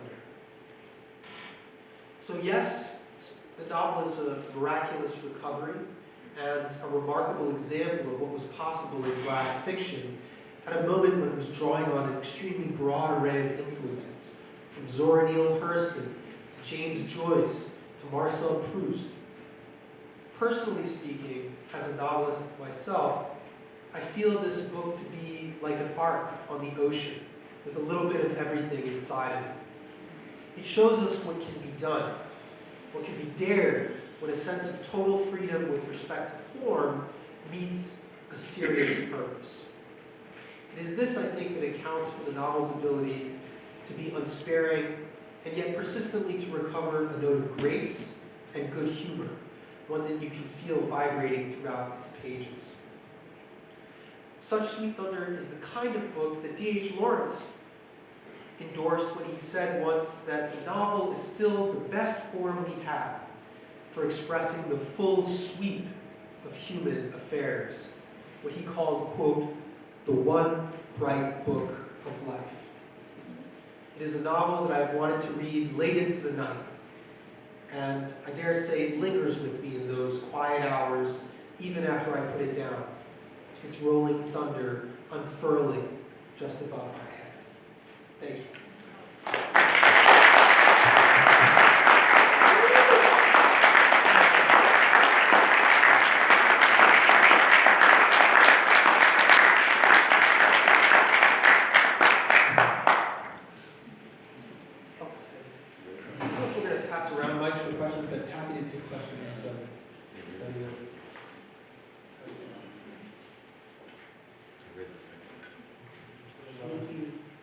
This will work. Any questions for Jesse? Comments? Yes. I don't know if you would like to. The original title of Such Street Thunder. Was the primary color. Yeah. Can you talk a little bit about that movement? How you went from that to this, and which one captured better? Because when you talk about Marcel Proust, for example, à la recherche de température, choice, we read the story and we see which, we understand the story by just looking at the title, and we understand what the title is bringing in the story. Yeah. So in this case, I would like to know if you have a comment on that. So, I feel I should call. Well, I can add, because there's some backstory. Right, there's a kind of more specific backstory. In terms of the literary aspects, I'm very fond of novel titles that hold within them a kind of a cultural history and genealogy. And I think there is something very beautiful and brilliant about having a title that connects Duke Ellington, and so the tradition of jazz, but not just any jazz, right? Specifically of a certain kind of era, the era that really mattered to Carter specifically, with Shakespeare, right? And so, which is connecting music to the word, black music specifically, and African American music to literature, and I think that interaction and that combination speaks very much to what Carter wanted. I think it's a title that he would have instantly approved of. I can't imagine him not enjoying the title. But I don't know if you want to add anything quickly. Specific background. Because there were some other people who had voices in these choices then and now. So there was a book by Joe Klein, a political book, called Primary Colors, that was a huge bestseller. Right. And we presented, Steel Force Press originally presented this book as the primary colors. And the sales force said, it's going to make everybody think first of politics. Yeah, which is true. And so we had to try to come up with some other name. I had met Lisa Lotta Haas by now. I had read some of Carter's letters. I knew about his affection for Ellington and Shakespeare. And with the boom, boom, boom, yeah. and everything else in there, and the musicality and also the sweetness, the lightness, the smiling, through it all. Somehow when I saw that title, it seemed to fit, and I went back to Lisa Lotta, and she agreed, and we published it under that title. Now, and the decision was made. I had 3 partners at the time. We've since sold our company, and the Pushkin Press Classics edition that just came out, which has the entire text in it. I said to my new boss, who's like the publisher now, why don't we call it the Primary Colors, or put both titles on the cover, or something like that to acknowledge, because we no longer have that Joe Klein book, and we're really going back to the roots. And he said, I just like Such Sweet Thunder better. And it was his call. And so I don't want to sound like I have no agency, but I didn't have the final say.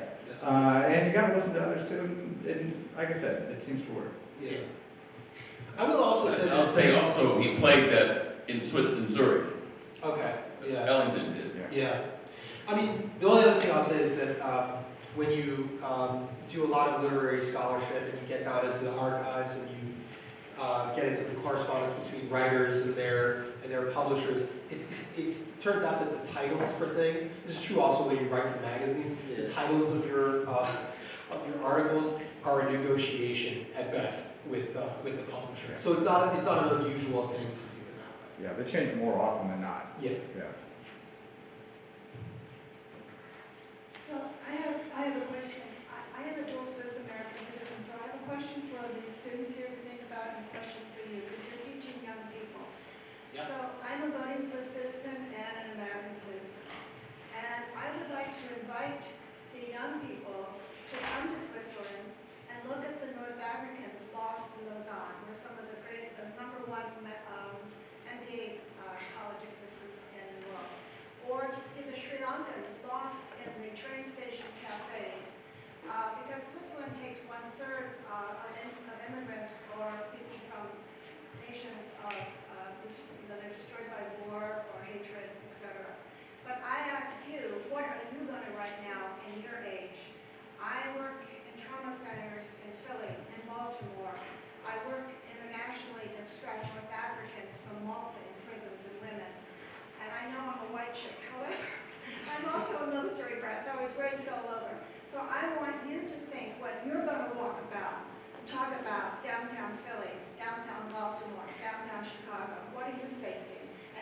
you to come to Switzerland, because we do have racism in Switzerland, and women only got the right to vote in 1890, by the way, and Constitution is still legal. So come and look at what we do in Switzerland, despite the fact we have more money than God.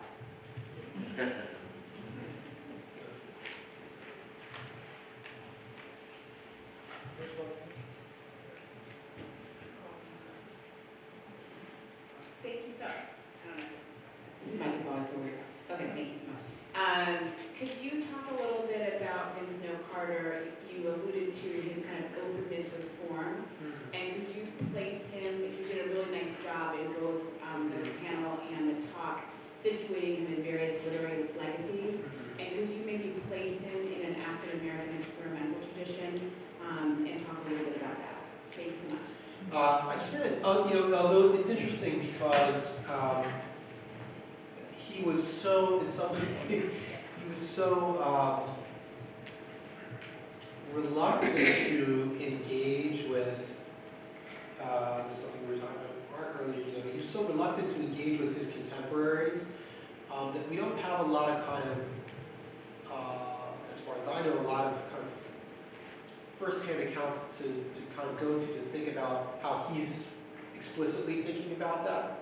On the other hand, if you look at, this is my own interpretation, but when I look at what he's doing in Such Sweet Thunder, it's just obvious, first of all, that the influence of Langston Hughes is all over it. And that's not surprising, right? Because he went to Lincoln.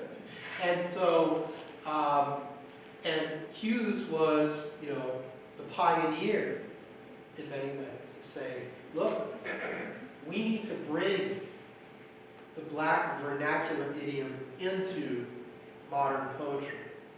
This is not the, prior to that, in the 19th century, with like Paul Laurence Dunbar, for example, who was in many ways kind of the great black poet of the latter half of the 19th century. Dunbar was very conflicted about dialect, very conflicted. He would use it, but you can find instances of him basically saying, I really prefer, my poems that are quote-unquote in straight English. And I think he kind of does mean that. He kind of does and doesn't. It's a little bit complicated, as these things always are. But the notion of bringing the black vernacular in, not only just in an unembarrassed way, but understanding it as an aesthetic asset, right? Understanding that it's actually more valuable, more interesting. That was something that Hughes really pioneered. If you go back and you look at something like his famous essay from 1926, The Negro Artist and the Racial Mountain, right? The attitude there of, where he says, this generation is not willing to compromise. We're not willing to, we are proud of who we are, and if white people like it, that's fine. If they don't like it, we don't care. And he says, if black people like it, that's fine. If black people don't like it, we don't care. Right? This kind of emphasis on bringing the vernacular in as something of value, not just in a kind of anthropological sense, right? It's not just about getting it accurate, although in a way it does do that. It's actually that he thinks there are certain things that are expressed in the vernacular, right? That actually can't be expressed otherwise. And that he's getting directly from Hughes. Now, I think he's also getting it from Hurston. And as I said, in a way, there's a kind of way in which a lot of what I see in the pages, at least, of Such Sweet Thunder, is kind of like, you can almost see him taking Hurston and then saying, he's sort of like adding like a kind of Joycean stream of consciousness fuel on top of it. He wants to have the vernacular, and then he also wants the page itself, its textuality, to be formally sort of full of these juxtapositions, full of these kind of breaks in consciousness and temporality, even games with kind of punctuation, right, and all the stylized capitalizations, uses of italics, breaking words apart, all this kind of also use of onomatopoeia, right? All of these kinds of different ways of bringing orality and sound into textuality, into representation in a literary form. That's something where there's a kind of hybridity. But his debt to Hughes is enormous. His debt to Hurston as well. It's a little bit unclear to me. The other novel I think must have been influential for him would be, Ralph Ellison's Invisible Man. But it's harder for me to pinpoint, the influences precisely. And I suspect that he felt as a lot of these writers did amongst each other. I mean, James Baldwin and Richard Wright fighting and all this stuff. I mean, they felt very competitive, as writers sometimes often do. And so of course, that doesn't mean they're not being influenced by each other. They're often writing or reading each other and not acknowledging the influence that they're getting from what they're reading. So it's I don't think we don't, I think, yet have the fullest picture, but the influence is there and it's deep, right? And again, in an important way, a lot of it comes back to right here. It has to do with the kind of education that he got here at Lincoln, which, I think it has to be said, is a kind of education that somebody from his background, his class background, the way he grew up, very poor in the Depression, and black in America, he would not have gotten, almost certainly in any other institution. So thank you so much for this presentation and all of the kind of interiority of Blackness, kind of going back to your social Black code, the ways that we, like the living of the double consciousness and the way that you demonstrate that in your work, hybridity, onomatopoeia, the bringing to life. Also thinking about jazz, there's that through line, right, from going back to Duke Ellington, from New York. I am a new member of the Commonwealth of Pennsylvania, so I wasn't thinking about Pittsburgh being a stop through Kansas City. I'm an Oklahoma City girl myself, so Oklahoma City's in the mix. So of course Chicago, where I live too. But what leaps to my brain moving to Pennsylvania is August Wilson, the playwright. And the ways that his century cycle is so evocative of this, is the evidence that he encountered Vincent O Carter, and if not, Black. But it seems like I could not help but think about the way that his plays really are riffing, to use another jazz on that, right? I was like, wow, this makes me even think about, you mentioned Hansberry, but it makes me think about August Wilson in a different way, and the jazz tradition in Pittsburgh in particular, and the ways that, we didn't have to read about Black liberation theology to understand it, because we lived it, right?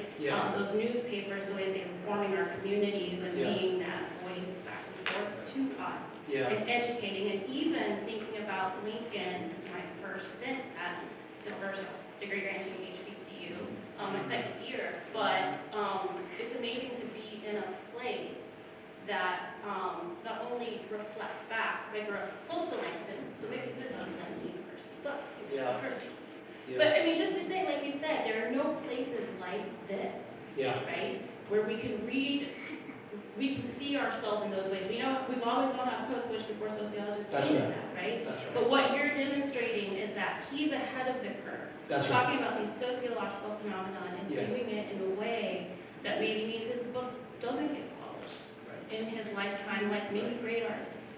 But the debt that we owe to him, thank you for bringing it alive and bringing it, and all of the people here who have done the work of curating and presenting it to us and safeguarding. I feel very inspired as a professor here. I think I speak for all of my students who are here or who are taking midterms, because I missed the first session because of that. But that's a long way of saying thank you for giving us a lot. It's not just giving us an academic piece, but as a Black woman, bringing me back to the heart where I'm from, and who we are, and because the struggle goes on. But there's life and beauty in that. So sorry for getting emotional, but thank you. Sorry. Oh, thank you. Thank you for sharing those words. And just for the record, 100%. I should have thought that. But you're absolutely right, that August Wilson is the other major artist who's really interested in this era. And this is a complicated piece. We're getting to a complicated piece of this that I'll bring it up. We're here.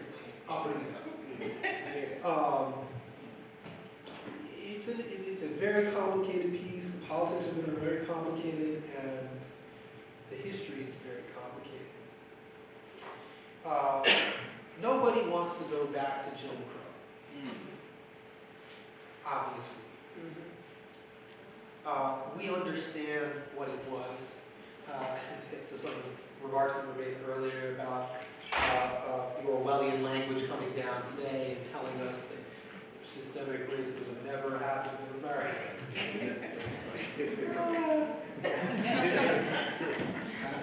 I have some documents to show you. I have some laws we can look at. I don't know what's more systemic than the law. But anyway, nobody wants to go back to Jim Crow. But there were paradoxes about that era. And one of the paradoxes of the Jim Crow era is that because there was American apartheid and we were shut out, there was actually less class division within the black community, right? Because it just didn't matter how much education you got, how well you did for yourself, how hard you worked, even how white you were. Look at Walter White in NAACP. I was like, this man looks like a white man. They were like, you are the N-word. Right? And he was very educated, very well off. But that had that paradoxical effect, actually, of lessening the class divide in the black community, which is actually exacerbated greatly in the post-Jim Crow era. And we have more division, more class division, and less solidarity as a community than we did under Jim Crow. Now, and that's not a moral judgment, in my view, right? I think this is like how politics and economics and force works, right? And we're still trying to figure that out because we know it's detrimental, and partly because even though Jim Crow legally and officially came to an end, in many other ways, so much of its effects and legacies covertly, more or less explicitly, have endured, right? So that we're really stuck with this problem. But I think, and you could hear it, I hear it in your voice. I hear it in what the students are saying when they talk about seeing themselves, seeing their lives, right, in this book that's depicting quote-unquote bygone era. That, one of the beautiful things to me about, about black people as a people in this country is that, in a country that, if I can be so blunt as to put it this way, in a country that, in the main, is rather more interested in looking forward, is very interested in the future, is very interested in space, going to dead planets and so on and so forth to colonize them. A country, in other words, that really seems to care more about the future than about the past. Just doesn't care about the past in the ways that other countries, including other European countries, do value their pasts, right? But here, there's a kind of mainstream of American life that is not interested in looking backwards, especially because looking forwards is better for capitalism. But within that, you have a group of people that have consistently, from the beginning, been extremely interested and dedicated in looking to the past, and been unwilling to let it go. Even when they're told over and over and over again, you should let go of the past. The past is not important. The past is what's holding you back. You need to, we know the rhetoric. And it's just like, oh, we're part of that branch of the human family that values the past. It turns out that's like the whole world except for mainstream America. But anyway, what I'm getting at here is that literature is one of those arts that does, in fact, require and speak to and talk to, is in dialogue with the past. It's part of the way in which, our past collectively, communally, personally is transmitted, right, and continues to make the world meaningful to us. And so, I think that there's I would say it's like, whether a book is recognized immediately or celebrated, in the end, it's not as important as what it actually does and is capable of doing, and that has to depend on what the artist was able to get down on the page. If he hadn't gotten this down on the page, nothing follows, right? But he, regardless of whether or not he's going to get it, it's going to be published by the big publishers in his day, regardless of whether he's going to win awards, regardless of whether people think he's good or not, he's like, as he said in his letter, I got it down as best I could, right?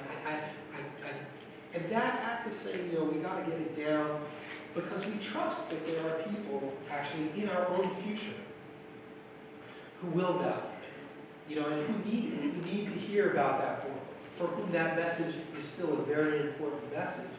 That, I think, it sort of has its own politics that to me are always sort of by sorts of modest hope and optimism over and against the ways in which a lot of the other aspects of our politics, candidly, things have not gone so well. I'll just be honest, that's how I see it. I think black people in this country are not in a great place, candidly. And the trajectory from 65 to now is not a solidly upward, alas. But culturally, there is still a lot of work that we are doing that we continue to do, and that I think is a source of hope and certainly of deterrence. Thank you so much. We have one here. Thank you. Well, How you doing?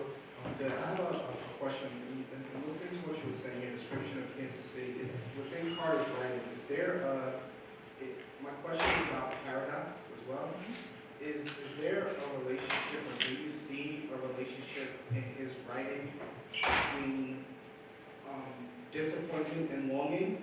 So what happens is that Emily Whitmire, she's a scholar at Wisconsin. She published an exhibition called Nordic Utopia, African-American Artists in Scandinavia. And she talks about in the 20th century, you had this influx of artists, whether they were jazz artists or they were literary writers, visual artists, who go throughout Scandinavia for escape and like the ideal, right? But there is a reality that hits them in Scandinavia that they experience like a different type of racism. Though it's different than the United States, there's something that's still happening, right? Yeah. She mentions like E. Franklin Frazier, and when he was studying in Denmark, he went to a viewing, The Birth of a Nation, and writes about it in The Crisis. So does Carter engage in like that longing and disappointment at all, like leaving the United States, but an interesting type of reality happens when he's in Switzerland? And does that happen, where there's a longing while also not wanting to be in the United States? Or absolutely. It's a great question, and in some ways, I think his texts are actually some of the most sophisticated in the ways that they grapple with specifically that question. So,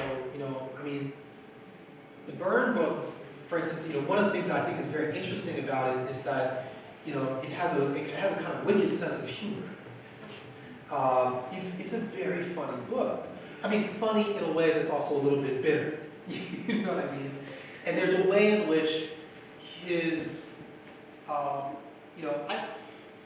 think Carter had a great deal of, he didn't stay in Switzerland out of, a sense of kind of spite. He didn't stay in a place that he hated and thought was worthless. Let me just put it that way, right? There's a lot that he likes. There's a lot that he admires, actually, even if he can be kind of slightly sarcastic about some aspects of the way the Swiss sort of are. But he's also kind of playing there. He's playing a kind of sophisticated literary game as well, because he's inverting all these tropes that we have in the literature of, the European arriving in kind of the colonial savage space and sort of observing the natives. And he's kind of inverting that by showing up at the heart of Europe, but analyzing them, right? And what he, his experience of that, is bittersweet. And maybe mostly bitter, but there's elements of it that are also very comical and funny to him. There's a kind of, in a way, the central conceit of the Byrne book is that no one can believe that he is who he is, because it's impossible for them to imagine the idea of a black writer. And it's impossible for them to imagine that he's more well-read than they are. And he is, like, by far. He's a much more cultured person. Incidentally, James Baldwin writes the exact same thing in his essay, Stranger in the Village, which I also write about in the Blue Period. I kind of put these two things together, right, which is an essay where he arrives in Switzerland, and, he talks about, the people around him, and some of the people around him have never seen a typewriter, and he writes for Harper's. So there's a real inversion of the things that are going on, but that doesn't solve everything, right? I mean, where is home? Where can you go in the world as a black American? People say, wow, go home, go back to your... Well, where? It's not a coincidence, right, that the hero of Such Sweet Thunder is named Amerigo. Right. I mean, that itself is a joke. Right. Because it's an Italian name, because it's Amerigo Vespucci, but it's also allegorical. And it's pointing to something which connects back to the jazz and the music and Pittsburgh and all of these things, which is, he's also writing out of a certain tradition of, I would say, intellectual and political understanding in black life and explicitly in the black political and intellectual tradition, which understands that the greatest paradox is simultaneously that there's this kind of perpetual sense of frustration and disappointment and alienation no matter what you do and no matter where you go, whether it's here or abroad. But simultaneously, and this is where the paradox goes all the way down, in a way. Simultaneously, no one is more American than the black American. There's no more American music than jazz, right? Amen. American classical music is kind of knockoff European classical music, and it's not as good. Even all the white critics agree about that. So, and that's not a coincidence, right? Is what I would say. That there's always been a linked fate there. If you look at the dialectic of American history, the major articulating points of the country's history all surround the question of race and blackness. All of them, with no exception. We're having a debate about immigration and citizenship and all of this. The reason we have U.S. passports is because of Dred Scott. That's not hyperbole. You can just, these are just facts. Like, you can just read it. That's just a fact. Citizenship was based upon states. And the reason they had to modify it was to deal with the Dred Scott case in the first instance. That's why we have passports. I mean, I can't, everywhere you look at any state, at every stage, the fate of the country has always depended upon us. Us as, however you want to think about that. And I spend a lot of time thinking about this. I mean, I feel like this is basically like what I do. I spend my life kind of trying to think about this paradox and this problem. And usually, what I come around to, it's why I'm in a literature department and not a philosophy department, I think the best way, and historically the ways we have come up with for thinking about this question are cultural, right, and are expressive. I don't know that this is the kind of problem that you can quote unquote solve, but it moves us, and in sometimes in tragic ways maybe, but also I think in very beautiful ways. right? I think like there's a reason why black music is the universal music of modernity. There's a reason why jazz is not just popular here, but popular in Switzerland and everywhere else. Everywhere else. There's a reason why hip-hop is popular globally, right? From the Middle East to Asia. I've seen Russian hip-hop groups in South America. Like, people need to, I grew up in France. France has a lot of wonderful culture, but people don't love French music everywhere. They don't. They like it in some places not so much. But black American music specifically, including on the continent, in Africa, has a universal currency. I don't think that's a coincidence, right? And I'm not saying, it's not like, it's not mystical to me, right? If you look at history and you look at the pivotal role that the country has played in producing the modern world, and you look at the special legacy, the kind of problematic status of black folk within that history, you're going to get there. You're going to connect the dots right away. We're the people that came up through slavery. Right? So music for us was existential. Right? It was not a commodity. It was not like, oh, it would be nice to go to the opera this evening. Right? Like, that's actually like survival to us. So people can feel that in our music. They still feel it when we make it. It hits different. Like, that's just, and that's not, again, because of that's not for magical reasons. There's a history there. This is just how it happened. But it's, and it generates these very, very powerful paradoxes that our artists and our writers and our thinkers are exploring and, and making, cool stuff out of, basically. Go long.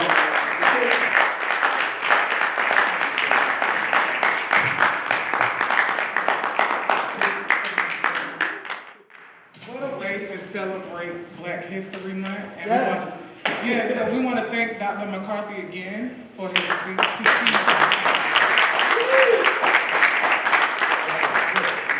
My name is Venus Boston. I am the Vice President and General Counsel here at Lincoln University. On behalf of Dr. Brenda A. Allen and our Provost, Dr. Patricia Joseph, again, we want to thank the panelists, Reverend Mark Morrison Reed, Jesse McCarthy, June Graham, Chip Fletcher for your panel discussion this morning. We also want to recognize our students who participated this morning because they are a big part of this institution. We also want to recognize our honorary British Council, Oliver Franklin, for what you have done. As we conclude this important gathering, we turn our attention to the lasting legacy of Vincent O. Carter. He was an artist whose life and work embodied a transformation on both a personal and cultural scale. Carter's journey from his formative years here at Lincoln University to his literary exile in Europe is one of resilience, self-discovery, and an unrelenting commitment to truth. His writing challenges narratives of exclusion, offering a critical lens through which we can examine race, identity, and belonging in different societies. In the United States, Carter's work contributes to the reclamation of a lost Black literary voice, shedding light on an underrepresented perspective from the mid-century Midwest. Meanwhile, in Switzerland, he forces a reckoning with the country's historical attitudes towards race and otherness, expanding the conversation on inclusion and belonging. His works, as you stated and everyone stated today, such Sweet Thunder and the Burn Book, they serve as two distinct yet interconnected explorations of selfhood and society. This reminds us that no single place or experience can fully define a person. Only by embracing the full scope of his journey can we truly appreciate Carter's contributions to literature and cultural discourse. His belated recognition underscores the enduring power of literature, not just as a means of storytelling, but as a bridge between worlds, a disruptor of norms, and a catalyst of new ways of thinking. Carter's work is not merely historical. It remains deeply relevant today, prompting us to continually reflect on race, displacement, and the universal search for home. As his voice is rediscovered, it compels us to ask, how do we honor the stories that have been overlooked? How do we engage in meaningful dialogue about belonging in an ever-changing world? Let us leave here with a renewed commitment to these questions, to fostering spaces for underrepresented voices, and to ensuring that narratives like Vincent O Carter's continues to inspire the generations of our Lincoln legacy to come. Thank you, and thank you to our panelists and our keynote speakers.